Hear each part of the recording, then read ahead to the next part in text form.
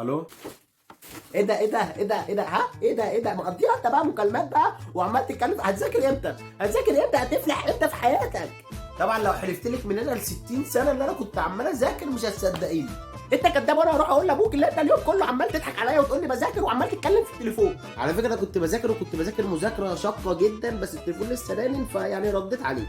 طب بص بقى عشان نبقى على نور، هتذاكر دلوقتي خير وبركه، مش هتذاكر دلوقتي هروح اقول لابوك اللي انت اليوم كله عمال تضحك عليا وعمال تتكلم في التليفون ومش بتذاكر.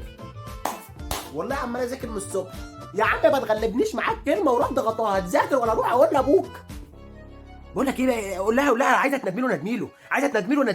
انا ما بخافش من حد. قول لها انا ما بخافش من حد، انا اليوم كله عمال اذاكر. في ايه هيجرى؟ اقول لك على حاجه، ومش هتندم له، وهتطلع بره هتعمل نفسها بتندم له ومش هتندم له، وتقعد انت تلعب بالتليفون تكمل لعب. قول لها كده، قول لها انا ما بخافش من حد، عايزه ندميله.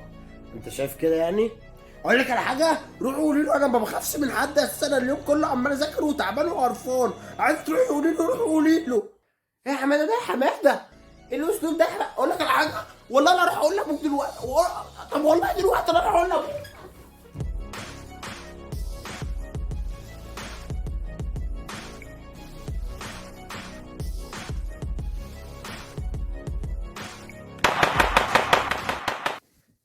ايه ضرب النار ده يا بابا؟ مش هتقول له شكلها قالت له.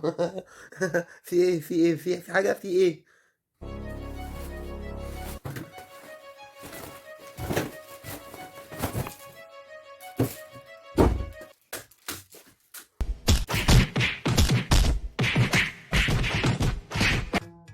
الصحراء الشرقيه جنوبا.